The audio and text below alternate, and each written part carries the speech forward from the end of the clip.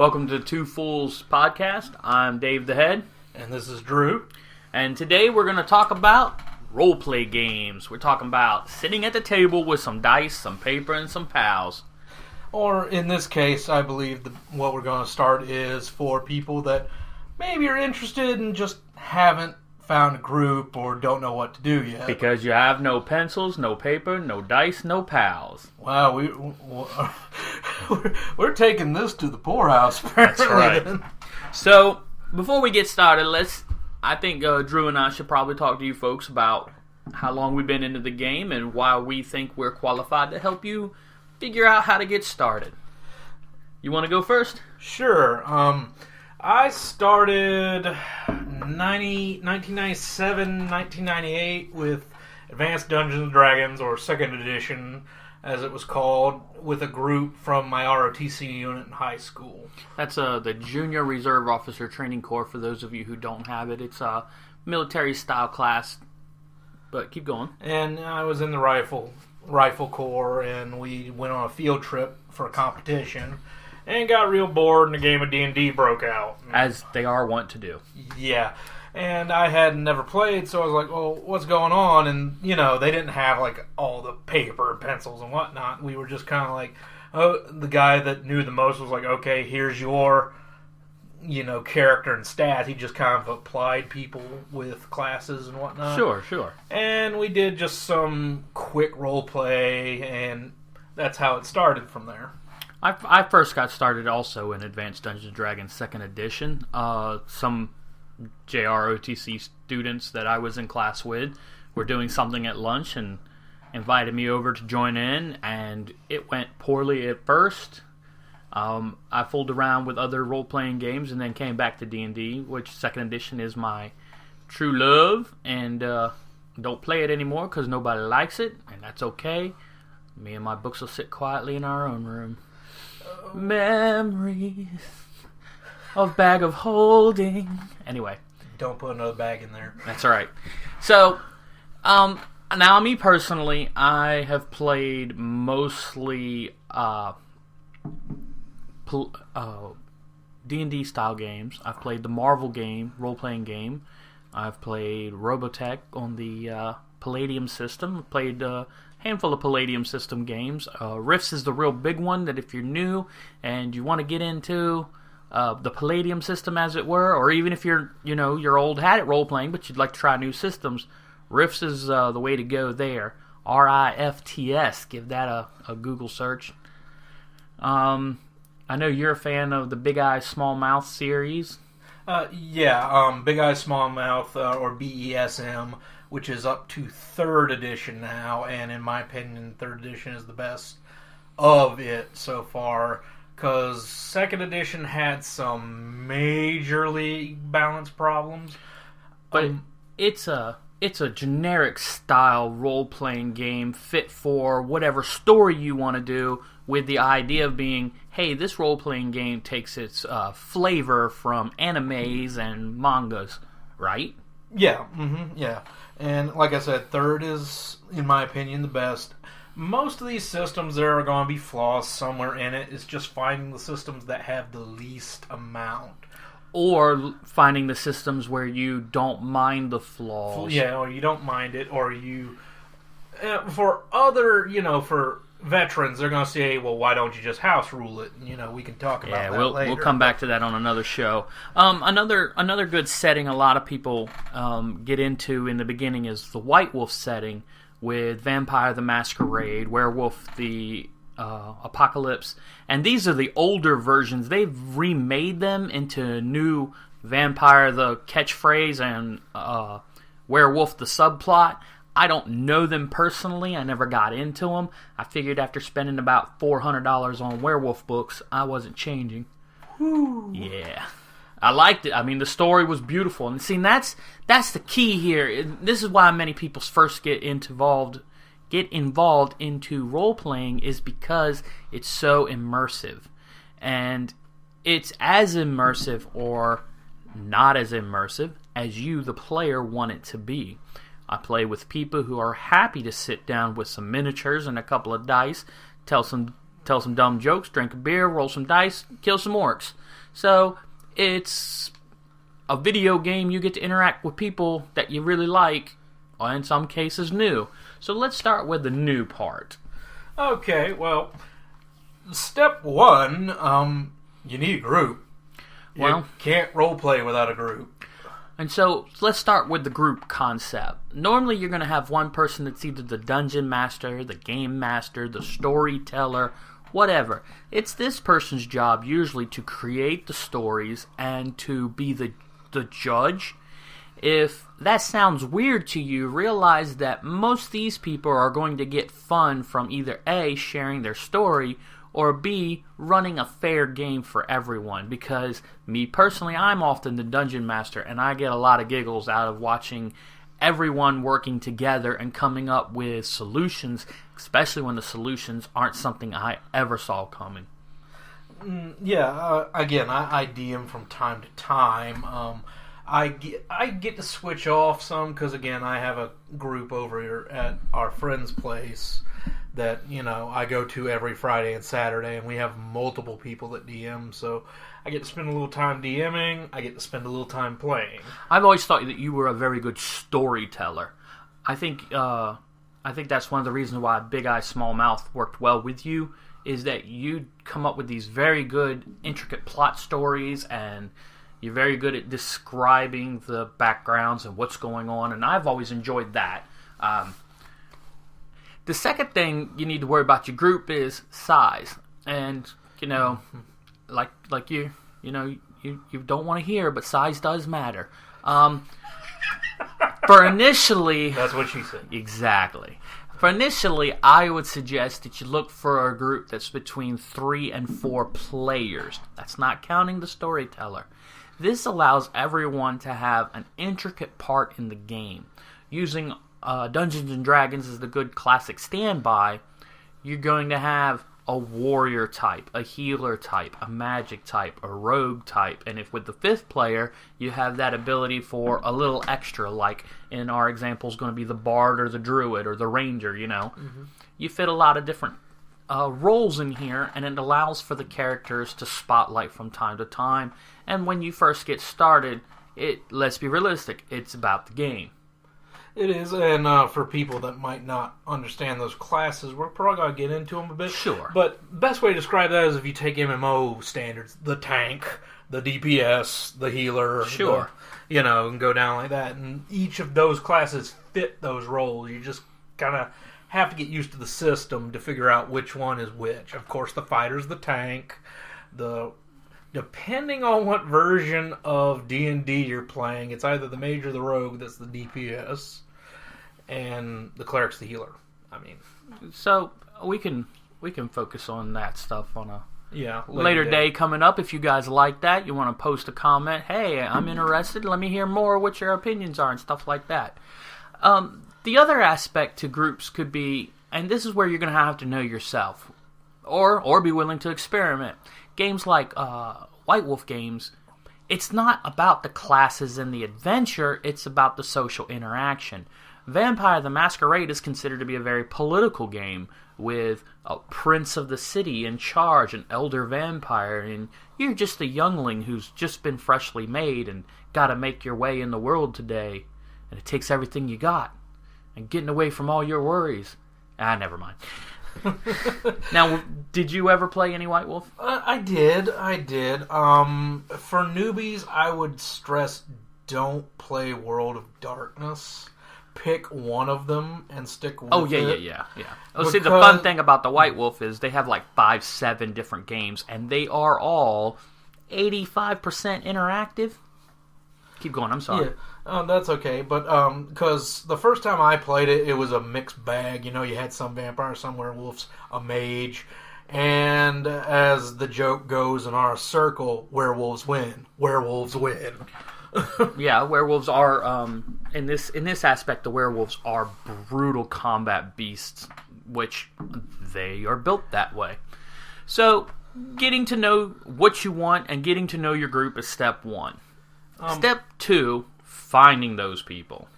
Yeah, quick little note before we move on the group size. Dave's right, especially if you're starting out, 3 to 4 is not counting the DM, GM, storyteller, is about what you're going to shoot for, especially if the DM, GM, storyteller is new at it as well. Because that is a learned skill to be able to manage time. Since you brought that up, my advice for you is find some people who are already established. You be the new guy or gal at the table, and you'll probably get a lot of help, and people will have a lot more patience. If you've got 3 or 4 new people all kind of muddling their way through the game, you might get a sour taste. Yeah, but at the same time, sometimes that's all you got. Well, sure, you can't get around it. You can't get around it. If you and your pals want to go out, 4 or 5 of you go out and grab the box and make a weekend of it, that's one thing. And I'm by no means I'm saying don't do that. But if you're wanting to make this a real-time hobby and make it stick around, or you want to learn, that's my suggestion. Okay, and I think we can now move into number 2, where to find those peoples. Yes. Now, the number 1 answer I would say to you is a comic book shop. /game store. /game store. Especially if you go to the game store or the comic book store and you see weird tables with felt-covered tops. Dude, they're gamers. You're going to find miniatures. You're going to find card games. And you are going to find a role player. You will be able to find a group. A lot of comic book stores have started doing a Wizards of the Coast sponsored D&D adventures. I can't remember what they're calling it. Encounters? Like Encounter Night or something like that, but it's a Wizards of the Coast, the game that actually makes D&D, sponsored event, to where a registered RPGA, which is the Role-Playing Gamers Association. Yeah, RPGA Game Master will run the event. And that's a great way to get like a first taste of it, is to go to one of those. Usually, there'll be a couple of tables there for people to play. And you can just, come in, get with a table, meet some people, and go at it. One of the advantages of the situation like this is that going in that everything's going to be even kilter. There may be people there, like wow, my English failed. Not wording. Let me roll knowledge again, and David rolled a 1. Okay, starting that over. I have participated in the events from time to time, having almost 20 years of experience in different role-playing games, and the person who was new there that night, she and I were on the same footing because the characters were assigned. There was 8 characters to choose from. They were all considered equal. So it's a great way to get started. No one's going to steal the spotlight. No one's going to power game. It just can't happen. The disadvantage to it is it's probably going to be once or twice that you get to play into that story with those groups, and you might not see them again. So unless you want to, take the effort yourself to speak to people and meet them and exchange phone numbers and Facebook pages. And no, Drew, don't look so sad. People, interactions, it's good for us. Piffle talking to people. What's this? Yeah. So that would be my first set. Now, if you're not lucky enough to live around a game store or a comic book store or something of that ilk, Google your area. Google maybe Craigslist would be a good way to get started. Be careful with that. Well, obviously. Yeah. I mean, obviously, if you're going to go to Craigslist, you should use some real-world sense and meet in public locations. We used to meet at the mall, and there was a game store that sponsored a game night, and that's how I got to know many of the people I know today. The second aspect is on the internet, and I'm sure that there's people out there who can leave comments at much better advice than I'm giving at the moment, because I'm not an internet fanatic. Savvy guy? Yeah, I'm not internet savvy. I push the buttons and the videos play, and I'm pretty happy with that. As far as internet goes... message boards. That's... those are kind of going the way of the dodo. Oh, no. But, I mean, not completely. You'll still find them forum boards around, but it's mainly for people like me that kind of live and breathe the internet. If it's just somebody that, they might use YouTube, Facebook, and... Twitter. Twitter or Tumblr or something like that, they may not. Oh, Tumblr. See, I don't know much about that, but I don't know much about Tumblr either, but I know it exists. but my youngling does, and she loves it. Mm-hmm. So there's an example. I mean, there's ways of getting. I would have in the old days, back in the early 2000s, I would have said Yahoo groups. Well, there is one thing. There is a service I know about that you might not. It's called Roll20. It is a online website that is made for gaming online. All right. You can set up free account, go on there and find a group, and use Skype or whatever built-in engine they have there, and just have a role-play session.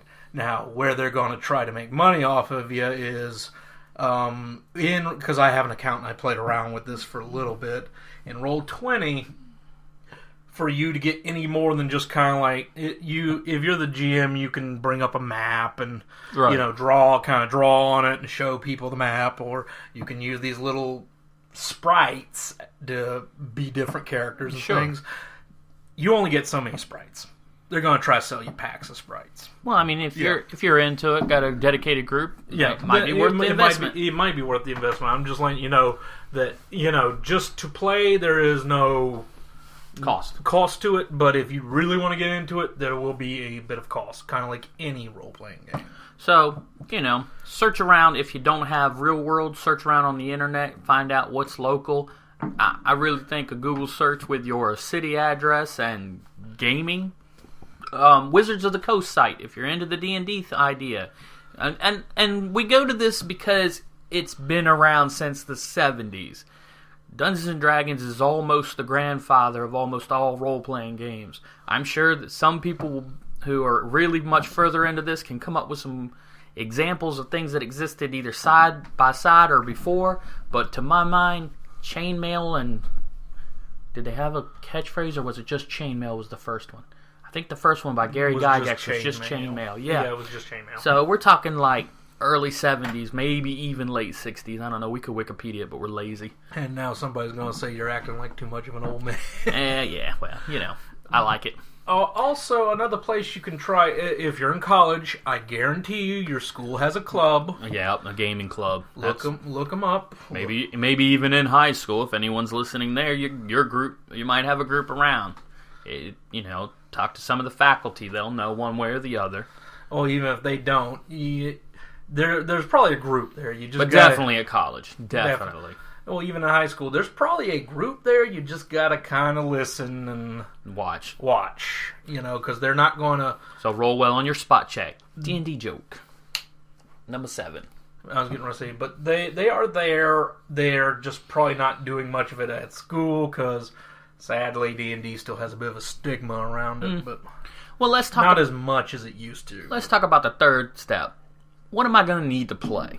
Now, in all honesty, to play a role-playing game, you need to bring your imagination. You need to sit down at the table with your friends and imagine. That's step 1. If you want to invest down the road in some dice, in some figurines, in some whatever extra things are sold to work with your game, then, you'll have a few days under your belt, so to say. To break it down, like you said, yes, imagination, but if we're talking actual material goods, you're going to need some paper. Probably. You're going to need some pencils. Definitely. You're going to need some dice. Not initially. Not initially, but it would help. Especially if you're playing with older gamers, people who enjoy, you're going to be able to borrow dice for the most part. Etiquette rule number 1, always ask before you touch people's dice. I have never met more superstitious people than gamers and their dice. Well, when you have a walking curse like we do in our gaming group, you kind of get that way. Yeah. Well, and then if you do have to invest, you can invest in dice at the gaming store or online, and usually you can get your first set of dice for $7, $8, maybe $10. We're not talking like a large investment. Yeah, just I was going to say, a lot of gaming stores will sell the little tubes that has one of every dice that you're going to need, and that's usually $6, $7, $8 depending. Usually on the company more than anything, because they're all usually made out of the same stuff. So, making the jokes about the dice etiquette, do remember that probably the person hosting the game, the DM and whatever, is going to be supplying a lot of the extra supplies. I know I myself bought a lot of the Pathfinder miniatures and used them for the D&D game, and I bought the map that can be wiped off and reused over and over. So people have made investments. So if you're invited to one of these groups, do take a little care that you're playing with other people's toys. I was going to say, I haven't done the miniatures and map thing, and I'm starting to work on that, and I would suggest, if you're starting a group yourself and you don't have this, I would look for a good mat, like dry erase map mat, and some, or maybe just use some dice if you don't have miniatures. Well, I mean, if we're talking starting out, if we're talking bare basic starting out, take a cereal box it's emptied, cut it open, cut it into squares, write people's initials on it. There you have tokens. Yes. And I'm just saying that because for the longest time, my group kind of was like, nah, we don't need, miniatures or whatever. We don't need this. You cannot imagine the number of arguments over positioning that will break out. Well, what Drew's referencing here as well is that the game's mechanics is built around that concept. I know when I got started, like the Marvel Avengers, or it wasn't Avengers, just Marvel role-playing game, they had measurements listed as areas. And areas were not strongly defined. Right. You'd look at the map and there'd be a little square, that's an area, with a lot of stuff going on in it. And then you'd have wide open streets where, the Thing and the Hulk could be smashing each other in the face, and that was one area. So your setting is going to also help. I've seen people play Vampire the Masquerade with nothing but dice. And there is live action role playing where they don't even use that. I think we're going to save LARPing for another... and maybe find someone who's more into it than we are. Perhaps, because that one's after you... To LARP, you need to know the rules. Well, I mean, I know people who started with LARPing and then got into tabletop and then, vice versa. Yeah, but I'm willing to bet they had somebody that really knew the rules. Oh, sure. Right there keeping watch. Most LARP groups are tight-knit groups, and you're invited to them.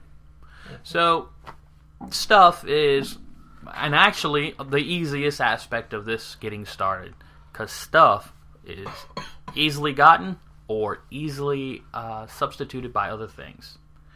So, what are you thinking about? Anything else? Well, let me think. If you can buy a pack of character sheets, that'd be nice, but you don't need them. Like I said, notebook paper works just fine. So let's talk about a few games that we think might be good for starters to get into. D&D. So, okay. So we saw that one coming a mile away. Dungeons & Dragons. Again, right now they're on there about their fifth and a half, sixth. I'm not sure how to explain it. It's the technical name is D&D Next. Right. But it's also called 5th edition. I might be stepping on some toes here, but I also would suggest the Pathfinder series, which is a deviation from a former Dungeons & Dragons set, and it's very friendly, very easygoing, very easy to get into is what I should have said. And a lot of people have a lot of love for it still, so it's going to be a lot easier to find a Pathfinder group. I've never played Pathfinder. Hey, did you play 3.5? Yeah, and I've heard that it's pretty much 3.5 maximized and on steroids. Well, yeah, I call it 3.5 with some training wheels and kids' gloves. It's a lot of fun. They do add a few new aspects that I think have come over to the D&D Next. The way feats were used in D&D Next was a lot like how feats were done in Pathfinder that I saw, and you had extra stuff here and there. So, anywho, before we go off on a tangent as we're apt to do, Dungeons & Dragons is going to be our number one choice for you guys. Tangents are okay, they fill time. Well, we don't want to just fill time for filling time. That's not good for the quest. How about games to avoid? For first-timers? Yeah. Riffs. The Palladium system is dated. It was built, I believe, in the late 70s, maybe early 80s, and if you like mathematics, you're going to love Palladium. If you hate mathematics, you're not going to love Palladium. As I call it, is the game of Skill Monkey, because that's all it's made up of, is tons of skills. I would suggest Savage World is a good one to get into as well. Savage Worlds is a system. See, now, Dungeons & Dragons is a setting and a system, but could we call it, in the old days it was called the D20 system. Is it still called that now? D&D Next? I don't know if it has an official, system name, but, the reason it was called the D20 system was because they pushed it into other things. Right, because, there was Star Wars D20, there was Deadlands D20, and if you don't get some of these names, it's okay. Whereas with 5th, it seems like they said, you know what, we just need to hunker down, get D&D right. Get back to our roots. Screw trying to include other games and whatnot. Let's get D&D right. And the fans have loved it so far for it. Well, at least most fans. Well, I've not played a lot. I've gotten into it and a little bit here and there, and it's okay. So far, so good. I have to admit, I resisted 3.0 and 3.5 with the Furious Flaming Templar Sword of Justice and Righteousness. That second edition was my jam, and nothing would take its place. And I held the battle line for about 7 years, got into a game. It was okay. Started running it, liked it more. And there are still things about it I don't like, but there are more about it that I do. Well, again, I am not the biggest fan of 2nd, but we've discussed this before. I think it was more due to who my DM was. And that's where we come to our special notes. Realize that your initial gaming group is probably going to give you your first impressions of the game. It's not fair, but it's real. Yeah. So do remember these little side notes. Number 1. Not everybody plays the game the same way. Drew said earlier, house rules. Yeah. So, why don't you give us an example of a house rule that you either love or hate? House rules that I love or hate. I'm trying to think back, because we didn't have a ton in our groups right now, so I can't. I'm trying to think of a house rule that it would probably be something in the BES. Oh, here we go. Now I think it's been a while since I've ran BESM, but one of the things that was still broken in BESM was the weapon system. Okay. And not to get too technical, but you would buy levels of weapon that would make it do more damage, and you could add stuff to it. Sure. To kind of counteract people just stacking all these modifiers on it without any reason. They could have a level 1 weapon, but stack 10 different modifiers on it, and it still does 100 damage. Okay. I came up with what was called the slot system, which is for every level of weapon you can get an attribute of 1. So you could modify your weapon. Yeah. So, and some attributes cost 1, some cost 2, some cost 3. So for an example, I'm Han Solo and I bought blasters at level 1. I can get that scope on there to give me a bonus to ranged attacks. Yeah. Mm-hmm. And then when I buy blasters at level 2, I can go ahead and add that hair trigger to get a little quicker pull. And keep going. Yeah, you could add another level 1, or you could drop the other level 1 and get a level 2 or something. Okay, so what we're getting at here, because quite frankly, I have very little idea what Drew's talking about, and I'm sure if I gave you some examples of our house rules, you'd look at me like, what? Deadlands, poker chips, card games, what? Oh, I remember Deadlands. I was in it. Well, I had the Jesus fire, as it was. Yes. Poor old Whiskey McTavish. Anyway, I house ruled a rule in there. The game has a mechanics where you use poker chips to modify dice rolls or take extra dice rolls. And I found that no one ever used the first. They went white, red, and blue. Blue being the rarest, white being the most common. No one ever used the white chip.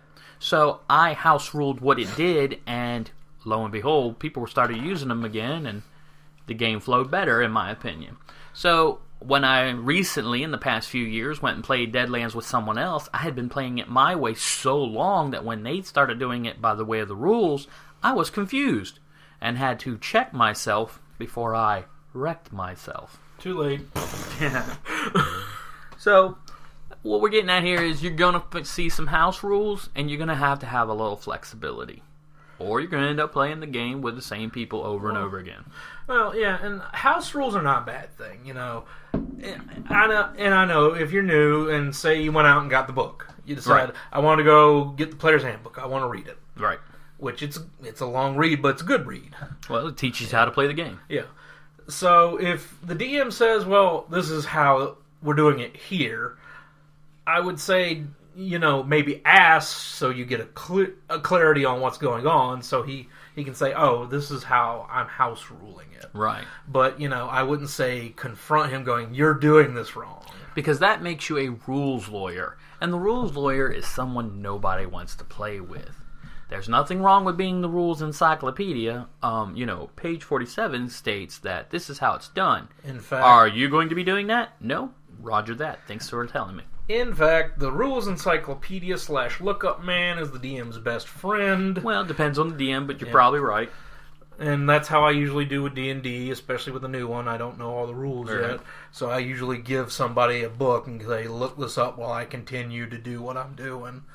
So, I think the final thoughts is this. Now, for me, it's always been, I enjoy the games, but it's really an excuse to hang out with people I like. It's an excuse to get 7 to 10 people together in our group, which, by the way, I would not suggest starting. No. It makes the game a little difficult. But yeah, it's an excuse to hang out with friends. So if you're not having fun, you're not making friends, you might need to relook at the group. Find out, is it you, is it the group, or is it the game? Because I like my group, but I don't always like their game. Again, yeah, it's just kind of sitting there and going, okay, what is actually my problem here? Is it that I can't really tell what's going on because everyone's loud? And again, 7 to 10 people, that's going to happen, so try to keep it lower than that. Well, let's try to work with our 3 to 5 players. Well, 3 to, I would say, if you have a good DM, 6 would be the max. Yeah, and that's pushing it. For the new guy, I would totally not. I would stick with the 3 to 5. Well, like I said, if your DM's good and a veteran, then he can probably handle or 6. He or she, yes. Sorry. It's okay. But, well, I didn't want to sound like the rule books nowadays, he/she. I like the S/he. The Sahi. Sahi. That's how I read it. Sahi. But, if you have a good veteran DM, he can probably handle up to 6. But again, that's pushing the limits because you can only divide your attention so much. And some systems just can't handle it. That Deadlands system, I play the old style Deadlands. Google that if you like. And one year I ran a campaign and ended up bringing 2 campaigns together, and we had 12 people at the table. And yeah, it was a long event. People enjoyed the story, but I think some people did not have as much fun as they did when they were in groups of 4 and 5. I would have been drunk by the end of the night and telling everyone to shut their face, but or to draw. No, just shut your face, because 12. Oh. Well, we had a lot of room too, so it helped. Well, even though it's just splitting your attention amongst 12 people, because I can guarantee you those 12 players all wanted to do something by themselves. No, this group was pretty good at teamwork, and usually when someone goes off by themselves, they end up getting killed. So, do you have any closing thoughts? Closing thoughts? For the new player? For the new player, one, I would say whatever game you're getting into, go ahead and get at least the player's handbook or whatever the core book is, just so you can read up and kind of maybe hopefully have a little bit of knowledge about what's going to go on when you go to this thing. I'm not saying you have to, but it'd be a good idea. Yeah, reading some of the rules does help making games go better. Or, I mean, even if... And, again, I know these books can be costly. They're like $30 a pop, if not more. Well, I mean, if you've tried out, let's say, these D&D encounters a few times, 2 or 3 times under your belt, and it feels like something you're going to want to do more and more of, drop the $30. Do yourself a favor. Or whatever it costs. I don't know. For D&D Next, it's $50. Is it? Yeah. Okay. So, I still have my books from high school, from 1993. They're not going to go out of style. Nope. As long as you make sure to take care of them, they'll last. So, I mean, we just moved some of my books in from recent moving thing, and your lovely second edition's in one of those bags right over there. All right, well, I think that covers our initial idea, and I think we've given ourselves some ideas for some further shows in the future. I think we're going to do a D&D series maybe and start talking about character classes and comparing them between the... I'd like to do a comparison between the settings of 2nd edition, 3.5, and D&D Next. By the way, there was a 4th edition, but we as a group have all decided to avoid it like the bubonic plague. That's not saying it's a bad system. That's saying it's a system not for us. Correct. And again, none of us played enough in it to really say, hey, this... I mean, I could give you a glossary kind of view of what 4th edition was and how it worked. But we played maybe 2 campaigns in it, and I don't think we finished either. All right. And... I guess my last piece of advice is if there's a genre you like, space, Star Wars, Star Trek, you like samurai and ninjas, you like knights and dragons, you like cartoon girls with big giant hammers, okay. you're going to find it in role-playing. You like vampires and werewolves, you're going to find it in role-playing. That's right. So, for Two Fools Network... This is Drew. And Dave the Head. Be sure to check us out on YouTube at twofoolsnetwork.com. We're also on iTunes, Two Fools Podcast, and on Podomatic, Two Fools Podcast.